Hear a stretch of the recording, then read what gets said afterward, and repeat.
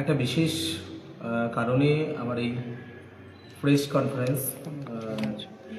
তো আপনারা জানেন যে এসআইআর নিয়ে সারা রাজ্য জুড়ে যে একটা পরিস্থিতি তৈরি হয়েছে, আর এই পরিস্থিতিকে আরও বড় আকারে নোংরা জায়গায় নিয়ে যাওয়ার চেষ্টা করছে তৃণমূল কংগ্রেস। আপনারা দেখেছেন যে প্রায় কালকের যে তথ্য, সেই অনুসারে ২৫০০-এর কাছাকাছি এরকম বুথে ২০০২ সালের পর কেউ মারা যায়নি, কোনো ভোটার স্থানান্তরিত হয়নি। তার সাথে মানে এরকম একটা তৈরি করা হয়েছে, যেটা হচ্ছে নির্বাচন কমিশন। আমরা কালকে গিয়েছিলাম, তো সেখানে আপনারা দেখেছেন আমাদের আরামবাগ মহকুমার ৪ বিধায়ক, আমরা আমাদের পশ্চিমবঙ্গের বিরোধী দলনেতা মাননীয় শুভেন্দুদার নেতৃত্বে আরও ৬০ জন বিধায়ক, টোটাল ৬০-৬৫ জন বিধায়ক আমরা ছিলাম। তো সেখানে নির্বাচন কমিশন দপ্তরে আমরা গিয়েছি, সিইও দপ্তরে। তো সেখানে আমরা পুরো বিষয়টা রেখেছি যে শেষ ৩ দিনে প্রায় ১.৫ কোটির কাছাকাছি আপলোড করা হয়েছে। মমতা ব্যানার্জি বরাবরই বলে আসছেন যে যারা বিএলও অফিসার রয়েছে তারা নাকি কাজ করতে পারছে না, তাদের নাকি প্রচণ্ড সমস্যা হচ্ছে, তারা সময় পাচ্ছে না। কিন্তু ২৪ ঘন্টায় মানে ২৪ ঘন্টা কাজ করে এই সংখ্যা আপলোড করা হয়েছে। এখানেই আমরা ভূত দেখতে পাচ্ছি। আমরা বেশ কিছু তথ্য গতকাল নির্বাচন কমিশনের হাতে আমরা তুলে দিয়েছি। তো সেখানে এটাই হয়েছে যে আমাদের হুগলির প্রায় ৫৪টি বুথ এরকম রয়েছে, অ্যাপ্রক্স এরকম রয়েছে, আরও বেশি বাড়তেও পারে, ঠিক আছে। তো ৫৪টি এরকম বুথ রয়েছে যেখানে ২০০২ সালের পর কেউ মারা যায়নি বা কেউ স্থানান্তরিত হয়নি। তো এই বিষয়টা আমাদের বিশেষভাবে ভাবাচ্ছে। সারা পশ্চিমবাংলা জুড়ে প্রায় ২৫০০-এর কাছাকাছি এরকম বুথ, কীভাবে হয় এটা? তো এখানেই আমাদের এটা মনে হয়েছে পিকেট টিম, প্রশান্ত কিশোরের টিমকে বসিয়ে রেখে এই কাজ করানো হয়েছে। সেখানে অধিকাংশ ক্ষেত্রেই বেশ কিছু সরকারি আধিকারিক তারা তৃণমূলের হয়ে কাজ করেছে বা ভীতি প্রদর্শন করিয়ে তাদেরকে কাজ করানো হয়েছে। অনেক জায়গায় বিএলও অফিসারকে ভয় দেখিয়ে তাদেরকে আপলোড করতে বাধ্য করা হয়েছে। তো সেই জন্য আমরা সমস্ত পশ্চিমবাংলার বিজেপির বিধায়কগণ মাননীয় শুভেন্দুদার নেতৃত্বে আমরা এই বিষয়টি রেখেছি নির্বাচন কমিশন, যে এইটা বিশেষভাবে তদন্ত করে আপনাকে দেখতে হবে। আমরা এসআইআর নিয়ে প্রথম থেকেই দেখেছি মমতা ব্যানার্জি বিভিন্ন রকম মিথ্যাচার করেছে। কোনো সময় বলেছেন এসআইআর হতে দেব না, কোনো সময় আবার দেখছি যে উনি নিজে এসআইআরের জন্য ক্যাম্প করছেন। ক্যাম্পে সাধারণ মানুষ নেই। ভোট রক্ষা, গণতান্ত্রিক অধিকার রক্ষার যে এই ক্যাম্পগুলো তৃণমূল কংগ্রেস করেছে, এখানে সাধারণ মানুষকে দেখতে পাবে না। দেখুন প্রত্যেকটা জায়গায় প্রশান্ত কিশোরের টিম, পিকেট টিম বসে রয়েছে। তো সেখান থেকে গুটি সাজানো হয়েছে। তো এই বিষয়ে আমরা নির্বাচন কমিশনকে অবগত করেছি। তার সাথে সাথে আমাদের ভারতীয় জনতা পার্টির যারা বিএলএ 2 রয়েছে তাদেরকেও আমরা সতর্ক থাকতে বলছি। কারণ প্রত্যেকটা বুথে যে পরিমাণ বাদ হওয়ার কথা সেই পরিমাণ বাদ দেওয়া হয়নি, মানে যেগুলো ডিসপুট ভোটার সেগুলোকে অধিকাংশ ক্ষেত্রে রেখে দেওয়া হয়েছে। তো এই বিষয়টা বিশেষভাবে ফলো আপ করার জন্য আমাদের বিএলএ 2 যারা রয়েছে তাদেরকেও আমরা বলেছি। আরামবাগ সাংগঠনিক জেলার মধ্যে যারা রয়েছে বিএলএ 2 তাদেরকেও আমরা বলছি পুরো বিষয়টি দেখার জন্য। অলরেডি আমাদের পশ্চিমবঙ্গ ভারতীয় জনতা পার্টির পক্ষ থেকেও পুরো বিষয়টির উপরে নজর রাখা হয়েছে। এটা তো এসআইআরের আরেকটা বিষয়। আরেকটা বিষয় হচ্ছে, আপনারা জানেন যে গত বন্যা থেকে খানাকুল বিধানসভার প্রত্যেকটি রাস্তাঘাট খারাপ হয়ে রয়েছে। বিশেষ করে প্রধানমন্ত্রী সড়ক যোজনা যে সকল রাস্তা রয়েছে বা স্টেট গভর্নমেন্টের যে রাস্তা রয়েছে, আমি বিশেষ মারফত খবর পেয়েছি যে তৃণমূল কংগ্রেসের জেলা পরিষদ সভাধিপতির দ্বারা এই রাস্তাগুলোর জন্য যে বরাদ্দ টাকা করা হচ্ছে সেগুলো আটকে দেওয়া হচ্ছে। বিভিন্ন রকমভাবে চেষ্টা চলছে রাস্তাগুলোই যাতে কাজ না হয়। অধিকাংশ ক্ষেত্রে আমি লড়াই করেছি, আপনারা দেখেছেন কয়েকদিন আগেই বিডিওর কাছে আমরা গিয়েছিলাম, সেখানে আমাদের প্রধান দাবি ছিল প্রতিদিন দুর্ঘটনা হচ্ছে, দুর্ঘটনায় কেউ না কেউ মারা যাচ্ছে, রাস্তা খারাপ, চলার অযোগ্য, বাইক দুর্ঘটনা আছে, পিছলে যাচ্ছে, স্কুল ছাত্রছাত্রীরা স্কুলে যেতে পারছে না, প্রচণ্ড সমস্যার মধ্যে রয়েছে মানুষজন। তো তৃণমূলের নেতাদের বলছি, যারা মানুষের কথা ভাবেন, যারা ভোট চাইতে যাবেন আগামী দিনে, খানাকুলের বিভিন্ন প্রান্তে ভোট চাইতে যাবেন, তো আমি বলবো সকল খানাকুলবাসীকে এই বিষয়ে তৃণমূল নেতাদেরকে প্রশ্ন করুন। প্রয়োজনে যদি মনে হয় এই সকল তৃণমূল নেতাদের ঘেরাও করে রাখুন, কারণ বারবার এরা খানাকুলকে বঞ্চিত করছে, সমস্ত রকমভাবে বঞ্চিত করছে। জেলা পরিষদ থেকে রাস্তাগুলোর জন্য বরাদ্দ টাকা কেটে নেওয়া হচ্ছে। আপনারা দেখবেন বেশ কিছু রাস্তার জন্য টাকা বেরিয়েছে, কিন্তু 2 লাখ, 2.5 লাখ, 3 লাখ, 5-7 কিলোমিটার রাস্তা, সেখানে 2 লাখ টাকা বরাদ্দ করা হয়েছে, 2.5 লক্ষ টাকা বরাদ্দ করা হয়েছে, 3 লক্ষ টাকা বরাদ্দ করা হয়েছে রাস্তাটা রিপেয়ার করার জন্য। কিভাবে 3 লক্ষ টাকা এই 5-7 কিলোমিটার রাস্তা রিপেয়ার করা যাবে? কোনো কাজ হবে? কিছুই হবে না।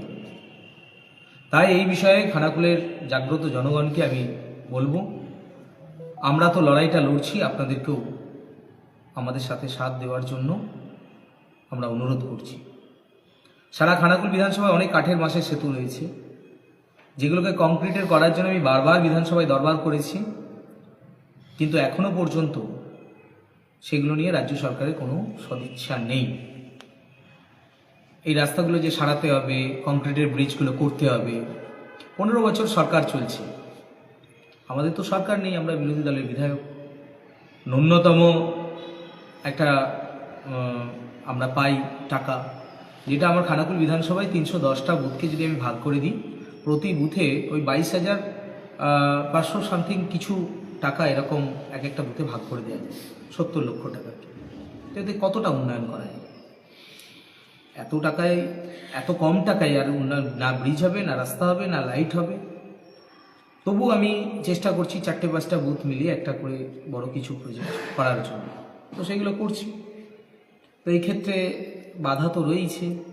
আপনারা জানেন ডিএম ডিপার্টমেন্ট থেকে টাকা ছাড়তে দেরি করছে, আমাদের অনেক রকম প্রতিকূলতা দেখানো হচ্ছে। এখনও পর্যন্ত আমার প্রায় 1.5 কোটি টাকার কাছে আটকে রাখা হয়েছে। আমি বারবার ডিএমকে ফোন করছি, নয়তো ডিপিএলওকে ফোন করছি, মেসেজ করছি, খুব ধীরে কাজ চলছে, ফাইলগুলোকে ঝুলিয়ে রাখা হচ্ছে। তো এই বিষয়ে সাধারণ মানুষকে অবগত করার জন্যই আমি আজকে প্রেস কনফারেন্সে বসেছি। তার সাথে সাথে কিছুদিন আগে আমি আরামবাগে একটা প্রেস মিট করেছিলাম। এই প্রেস মিটে আমার যে বিষয়টা ছিল সেটা হচ্ছে, আরামবাগে প্রতিদিন দুর্ঘটনা ঘটছে, প্রতিদিন মানুষ মারা যাচ্ছে। গত 2-3 দিন আমি দেখলাম বেশ কিছু দুর্ঘটনা ঘটেছে। তো আমি সেবারে দাবি রেখেছিলাম যে আরামবাগ মহকুমার যত রাস্তা রয়েছে, এই সকল রাস্তায় স্পিড মিটার বসানো হোক, পিডব্লিউডি থেকে বা পুলিশের পক্ষ থেকে একটা কড়া চেকিংয়ের ব্যবস্থা করা হোক, যাতে করে শুধুমাত্র হেলমেট পরে যায়নি কেন তাকেই ধরতে হবে এরকম নেই। যে সকল লরি, যে সকল বাস মানে দ্রুত গতিতে যাতায়াত করে, ওভারলোডিং, এগুলো দেখা হচ্ছে না, এগুলো প্রশাসনের পক্ষ থেকেও দেখা হচ্ছে না, বা পিডব্লিউডির যে রুলস আছে সেটাতেও দেখা হচ্ছে না। অধিকাংশ ক্ষেত্রে রাস্তাঘাটগুলো খারাপ হয়ে যাচ্ছে, আর মানে গাড়ির গতিবেগ এত থাকে, এত ওভারলোড থাকে যে কোনো সময় কোনো লরির ড্রাইভার ব্রেক দিতে দিতেই কিন্তু গাড়ি অনেকটা পিছলে যায়, ওভারলোড থাকার কারণে। 4 চাকাগুলো তো ওভার স্পিডে যায়। হ্যাঁ, একদম সর্বক্ষেত্রে, লরিও যেরকম হচ্ছে, ছোট গাড়িও সেরকম আছে। তো এরকম স্পিড মিটার যদি 2 কিলোমিটার ছাড়া ছাড়া দেওয়া যায়, তাহলে নিশ্চিত আমি মনে করি দুর্ঘটনা কমবে। কারণ এখন দেখুন ব্যস্ত সময় প্রত্যেকটি মানুষ বাইক স্কুটি, গাড়ি কখন আসবে না আসবে এর উপর নির্ভর না করে বাইক স্কুটি নিয়ে বেশি যাতায়াত করে। তো এই ক্ষেত্রে আমরা দেখছি বারবার বাইক দুর্ঘটনা ঘটছে, বারবার মানুষের প্রাণ হারাচ্ছে, পরিবারগুলো অসহায় হয়ে যাচ্ছে। শুধু বাইকটা ধরলে হবে না, তার সাথে 4 চাকার উপরে কড়া নজরদারি রাখতে হবে। এটা আমি আবারও বলছি, পুলিশ প্রশাসনের প্রতি আমার অনুরোধ, আপনারা বিষয়টা বিশেষভাবে আপনারা দেখুন, নজর দিন। তার সাথে পিডব্লিউডি যারা আধিকারিক রয়েছেন তাদেরকেও আমি বলবো। সেই সঙ্গে 15 বছর যে সরকার চলছে, দুর্নীতি তো একদম রন্ধে রন্ধে, বিভিন্ন ক্ষেত্রে দুর্নীতি আজকে আঁতুড়ঘর হয়ে গেছে। তো এই দুর্নীতি থেকে পশ্চিমবাংলাকে বাঁচাতে হবে, আগামীর ভবিষ্যৎ তৈরি করতে হবে। সেই সঙ্গে সকল যুব সমাজের কাছে আমাদের আহ্বান যে 2026 বিধানসভা নির্বাচনে আসুন, সকলে মিলে এক উন্নত পশ্চিমবাংলা আমরা তৈরি করি। এই উন্নত পশ্চিমবাংলায় যুব সমাজের হাতে কাজ থাকবে, মানুষ তার যে অধিকার সেই অধিকার ফিরে পাবে।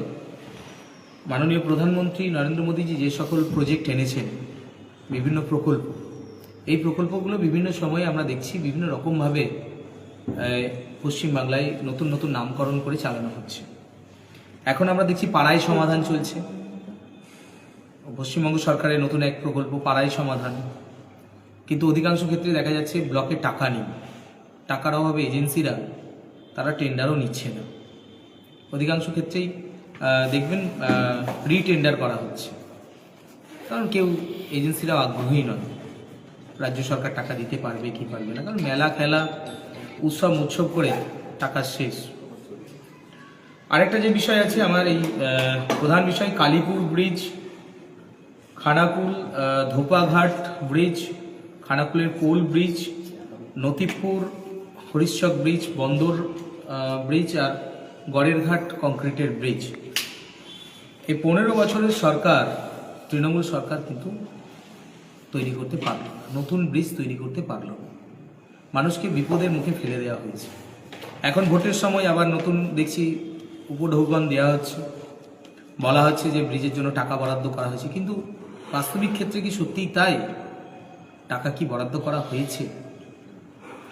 আমরা কিন্তু খোঁজ নিয়ে দেখছি টাকা বরাদ্দ করা হয়নি, ভোটের একটা চমক চলছে। তো আমি বলেছি যতক্ষণ না ওয়ার্ক অর্ডার দেওয়া হচ্ছে ততক্ষণ পর্যন্ত মানুষকে অপেক্ষা করতে, কারণ তৃণমূল কংগ্রেস তো এরকম বলে।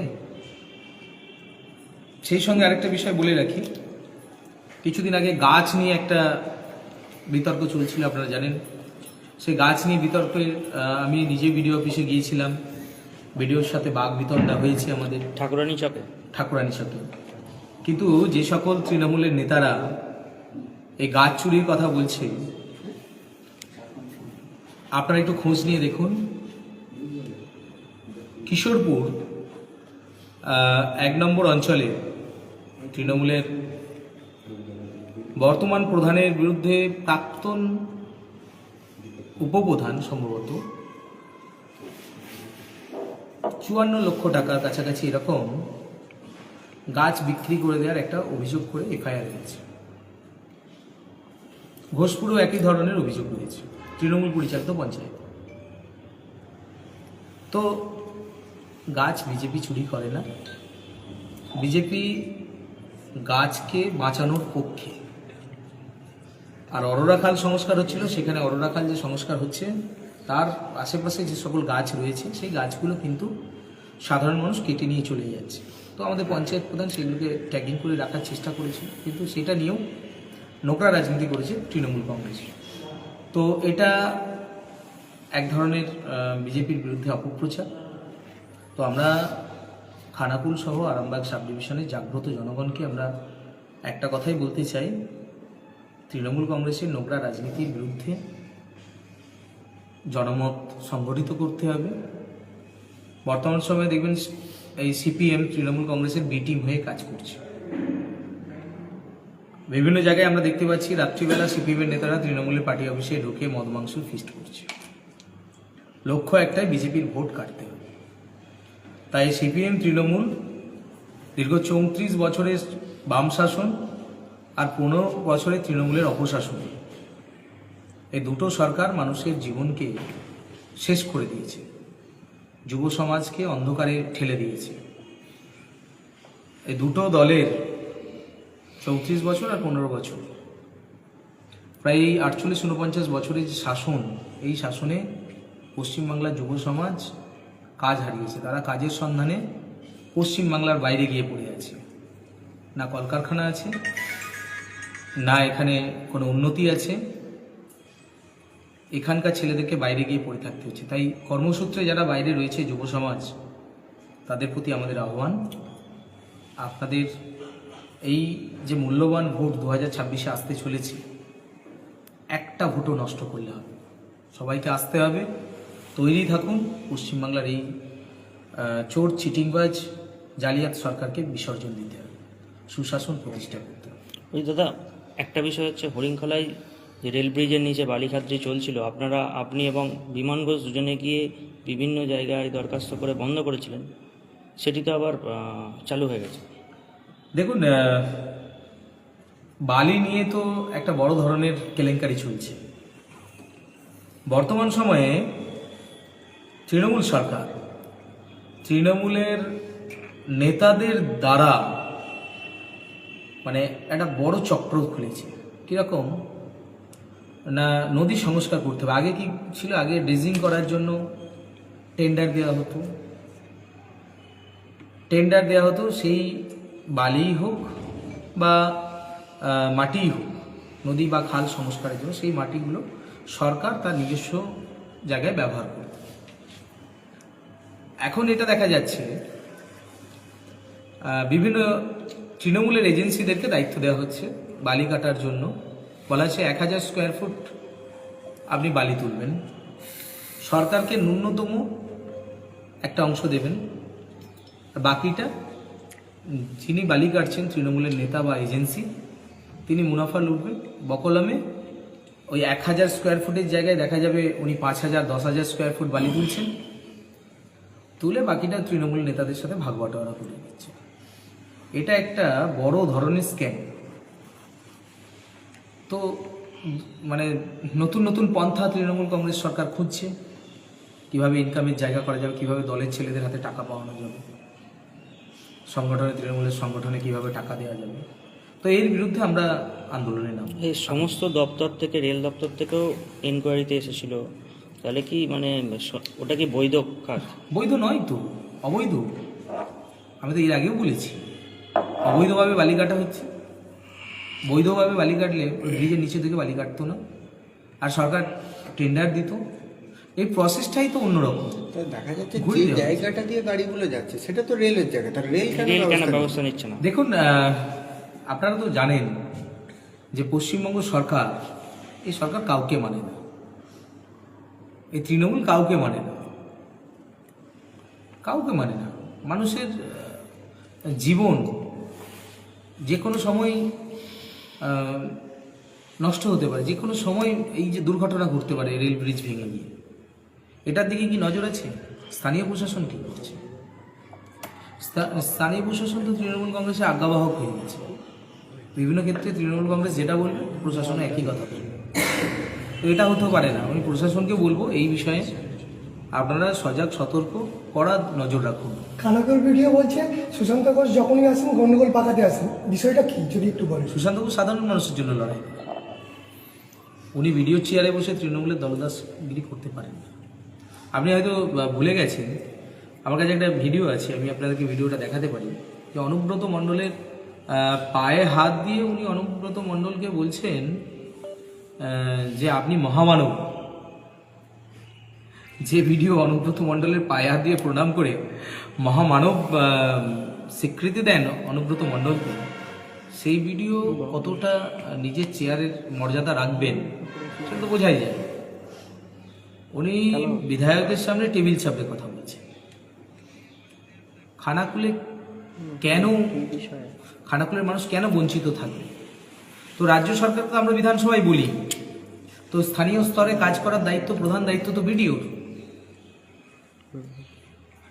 স্থানীয় স্তরে সমস্ত প্রকল্প, সেন্ট্রাল গভর্নমেন্টই হোক আর স্টেট গভর্নমেন্টই হোক, দুটো প্রকল্প বাস্তবায়ন করার দায়িত্ব হচ্ছে বিডিও, ব্লক ডেভেলপমেন্ট অফিসার। তো তার কি কাজ? তার তো দলদাসগিরি করার কাজ নয়। তিনি সরকারি বেতন পান। সরকারি বেতন মানে কি? আমার আপনার সবার জনগণের ট্যাক্সের টাকায় উনি বেতন পান। তাহলে ওনার কাজ, উনি কোনো রাজনৈতিক দলের প্রতিনিধি নয়, এটা মনে রাখা। আর উনি যদি এটা মনে করেন যে আমি রাজনৈতিক দলের প্রতিনিধি, তখন তো বাধাপ্রাপ্ত হবেই, আর আমরা তো বাধা দেবই। আসলে 2026-এ খানাকুলে আপনার অ্যাচিভমেন্টগুলো কী কী? অনেক কিছু আছে, সেটা পরবর্তী সময়ে আপনারা জানতে পারবেন, দেখতে পারবেন। ধন্যবাদ।